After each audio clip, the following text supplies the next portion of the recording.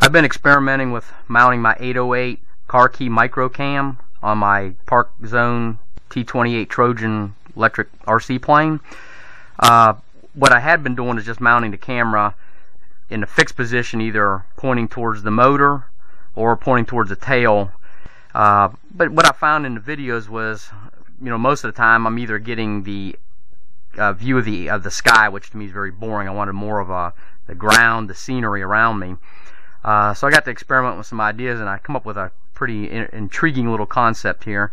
What I did was I mounted, take the cover off here, I mounted the camera on a rotating base, and which worked out great, but the problem was I had no way of controlling which way it was pointing. So what I did is I mounted a lever to the bottom of the shaft with a weight on it, and so now the weight always wants to track the ground.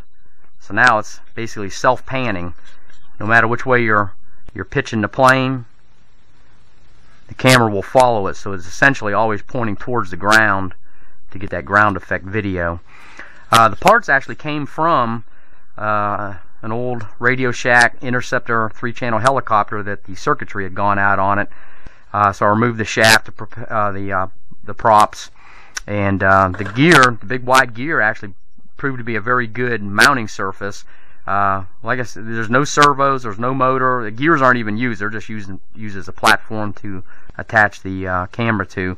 But there were a couple of nice advantages of taking these parts out of that helicopter. Was there's a ball bearing at the base here, and there's a ball bearing down here, so the camera spins freely.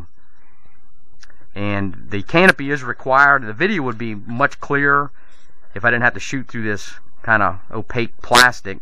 But the problem is, if I leave the canopy off, the force of the wind basically takes the camera and forces it to point to the tail constantly. So I didn't get that rotating, self-panning feature, so I got to keep the canopy on it, and I just had some Velcro to keep it in place.